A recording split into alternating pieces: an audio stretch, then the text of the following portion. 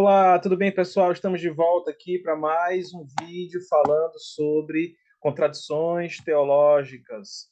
O nosso intuito é fazer aqui um curso gratuito, não é para te aprofundar, né? Não vamos dar tudo aqui sobre o assunto, mas essa é uma matéria muito interessante para a gente falar sobre contradições bíblicas, aparentes contradições bíblicas. É um curso gratuito, só que esse vídeo, gente, é continuação de um vídeo anterior. Então, por favor, assistam o vídeo anterior para que esse vídeo possa fazer sentido para você, tá bom?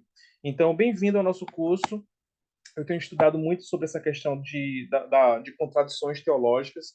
Eu acredito que o nosso intuito, como eu falei anteriormente, é justamente fazer um trabalho para que possamos falar sobre esse assunto, para que possamos ter ferramentas para refutar pessoas que usam algumas informações de maneira maliciosa para diminuir as autoridades das escrituras. Se não fossem as escrituras, talvez nós nem tivéssemos conhecimento, né, do nosso Salvador, do nosso Senhor. Elas são profundamente importantes, né, para nossas crenças, para o entendimento da sua mensagem. Nós não podemos excluir nem diminuir, mas podemos reconhecer algumas situações que podem ser contraditórias. Essas situações são mínimas, geralmente falam de questões periféricas que não comprometem a sua mensagem. Então, o intuito do curso é edificar você, preparar você para lidar com essas possíveis contradições teológicas e resolvê-las, né? Te munir de ferramentas para que você possa resolver essas contradições teológicas. Então, o intuito não é diminuir as escrituras sagradas, muito pelo contrário, fortalecer a forma como você lida com as escrituras sagradas, ok? Eu quero falar de dois grandes homens. O primeiro é um grande ativista político e filósofo, também considerado um dos pais, né, fundadores da América, que é o Thomas Paine. Ele certa vez disse: a Bíblia é o livro mais lido e o menos examinado que qualquer outro livro que já existiu. É interessante essa frase. A gente lê muito, mas a gente examina pouco. Certa vez Jesus disse: examinai as escrituras, elas testificam de mim, né? Então, ler as escrituras com esse olhar clínico é uma recomendação saudável, ok? E gera edificação. O dramaturgo inglês William Shakespeare certa vez disse: o diabo pode citar as escrituras quando isso lhe convém.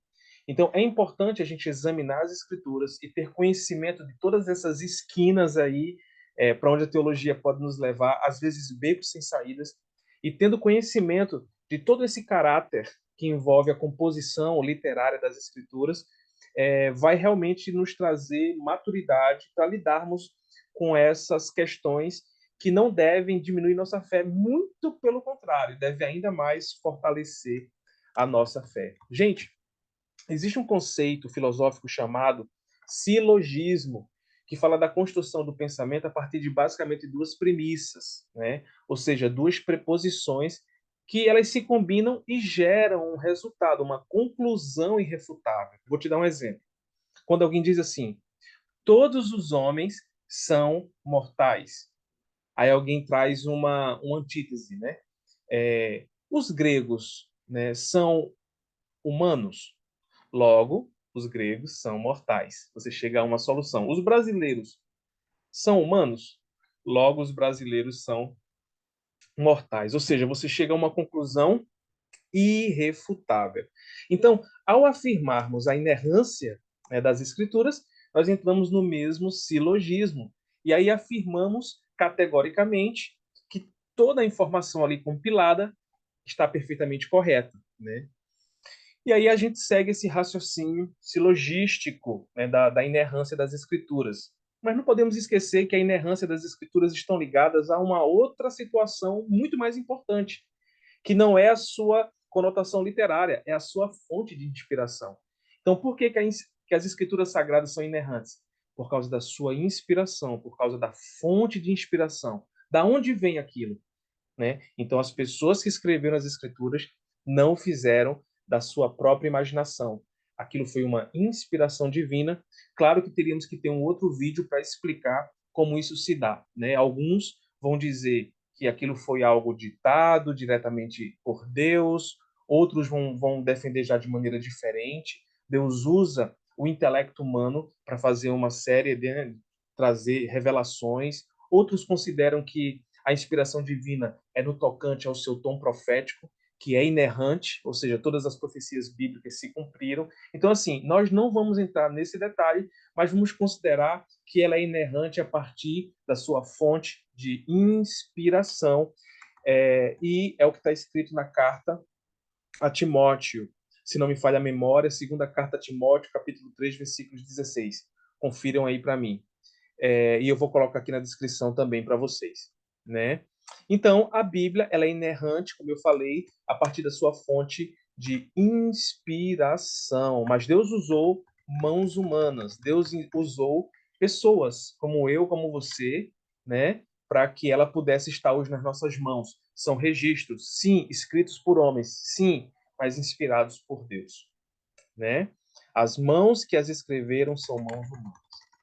Então, vamos tentar entender essa dança, né, de como Deus nos deixou como legado as Escrituras como testemunho, para que nós pudéssemos estar munidos de informações que sustentassem as nossas crenças, não é verdade? Vamos observar algumas coisas interessantes. Vamos observar, por exemplo, como o apóstolo Paulo ele desenvolve a sua literatura na carta aos Coríntios, né? Por exemplo, no primeiro capítulo você vê ele se auto corrigindo ou fazendo um update de uma informação que ele coloca na carta sobre o fato dele ter batizado a caráter de exceção apenas duas pessoas, Crispo e Gaio. Aí logo em seguida, depois ele se lembra que havia batizado também Stefanas, né? Outrora ele havia informado que só tinha batizado duas pessoas a caráter de exceção, depois ele lembra de uma terceira, ou seja, já não é exceção, e logo em seguida ele diz não lembrar ao certo se havia alguém mais. Isso está registrado em 1 Coríntios, capítulo 1, versículos 14 a 16. Então, é interessante que mesmo que o apóstolo Paulo estivesse escrevendo de maneira inspirada, ele estava usando, né, a sua mente, a mente humana, que era passiva ao esquecimento, de repente, de uma informação que muito provavelmente considerasse periférica. Inclusive, as nossas contradições bíblicas ou as contradições que estão baseadas nas metáforas, né, bíblicas ou nas informações, números e etc., geralmente essas contradições são de verdades periféricas, que não comprometem a mensagem do texto. Isso é muito importante. Lá mais na frente, na própria carta, né, de Paulo aos Coríntios, você vai perceber Paulo fazendo uma distinção dos textos referente a algumas orientações, reconhecendo que algumas coisas foi Cristo quem falou, outras coisas ele traz como orientação a partir do seu pensamento pessoal, deixando claro que aquilo era ele quem dizia, né? E nem por isso deixa de ser inspirado por Deus. Mas ele faz uma distinção do que o que Cristo falou e do que ele estava colocando, inclusive quando ele estava tratando de situações um pouco ali diferente. Mas ele deixa claro, digo eu, não o Senhor, né? Então você pode conferir isso em 1 Coríntios capítulo 7, versículos 10 e 12. E por mais que Paulo ele está ciente de que está fazendo uma diferenciação do que Jesus disse e do que ele diz a respeito do assunto, a respeito também da nuance do assunto do casamento, isso não diminui a autoridade nem a inspiração, mesmo sendo do apóstolo Paulo, é uma inspiração divina, né? Então, os erros que nós encontramos, esses eventuais erros, eles não comprometem a credibilidade das escrituras nem da sua mensagem como um todo. Muitos desses erros têm a ver com ortografia, têm a ver com desencontros informativos a partir de perspectivas diferentes de como as histórias são narradas e, às vezes, alguns erros ortográficos, né? E é isso que eu quero mostrar aqui para vocês. Por exemplo, alguns mais exemplos assim práticos, né? Vamos lá, por exemplo, para 1 Reis, capítulo 4, versículos 26. Esse é um texto que está repetido também em outra passagem, Crônicas, que fala sobre as riquezas e as posses de Salomão. Por exemplo, no tocante a sua, aos seus cavalos, né? Diz que lá em 1 Reis, capítulo 4, versículos 26. Tinha também Salomão 40 mil cavalos, ok? Já lá em 2 Crônicas, capítulo 9, versículos 25, diz que Salomão, ele tinha 4 mil cavalos, ok? 4 mil cavalos. Obviamente que aqui você está percebendo um erro de informação que é muito mais atribuído a copistas do que o original. Só que nós não temos mais os originais, ok? Vamos para um segundo exemplo. Segunda Reis, capítulo 24, versículos 8. Fala sobre o rei Joaquim. Tinha Joaquim 18 anos de idade quando começou a reinar. Quando você vai, por exemplo, para 2 Crônicas, capítulo 36, versículo 9, diz que era Joaquim da idade de 8 anos. Né? Você vai perceber isso, por exemplo, nas traduções Almeidas, revistas e corrigidas. Já outras versões, ao perceberem esses erros, corrigem, e a gente às vezes fica sem essa informação precisa, que são informações que não mudam a mensagem, né? A história de Joaquim é uma história, por exemplo, de um rei que não foi um bom rei. Então a história não mudou. A história é repetida e ela é confirmada nos dois livros, né? Mas tem uma informação ali, um erro, muito provavelmente de cópia, de ortografia, e a gente não sabe se tem algum erro também na questão do original. Então, são informações, pode observar, que apontam para contradições, mas que não comprometem, jamais compromete ou coloca em xeque a questão da inspiração das escrituras sagradas, né? Então, tomar conhecimento dessas coisas, com certeza, vai nos munir de informação para dar resposta a pessoas sinceras que buscam entender essas contradições. Às vezes são pessoas, como eu falei, maliciosas, que querem reprovar as escrituras.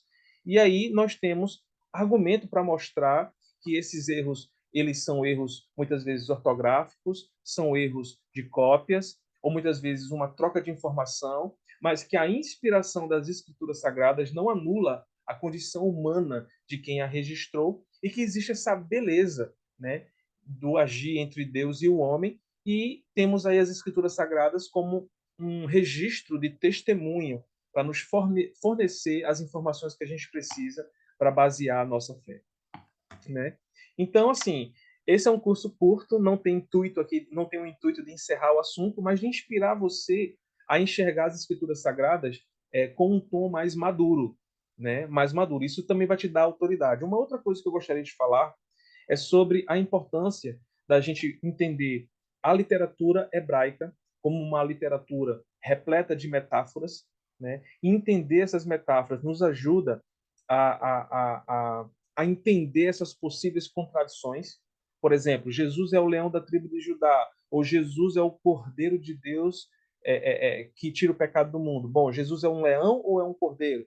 Né? E você percebe que eles são os dois, e que, na verdade, não existe contradição. São linguagens, figuras de linguagens, são metáforas, que elas não apontam nem para verdades científicas, mas para figuras de linguagem, né? Elas todas querem dizer a mesma coisa e se referem à mesma pessoa, né? Obviamente que dentro de condições e aspectos diferentes. Então, entender a literatura pela qual a Bíblia foi escrita, que é uma literatura que não é necessariamente linear, né? Mas espiral no contexto da sua narrativa, usando metáforas e muitas vezes os mesmos assuntos narrados por diferentes autores em diferentes épocas. Então, nós temos toda essa nuvem, né, de aparências contraditórias que podem ser facilmente resolvidas quando nós a examinamos com um pouquinho mais de profundidade, tá bom? Então fica aí o assunto, deixa aqui seus comentários e quem sabe a gente consegue fazer um terceiro vídeo, ainda mais entrando em questões que vão encerrar aí mais ou menos o assunto, mas por enquanto esse é o suficiente, é o que nós temos para hoje. Deus abençoe vocês e até a próxima, ok? Valeu, um abraço para todos.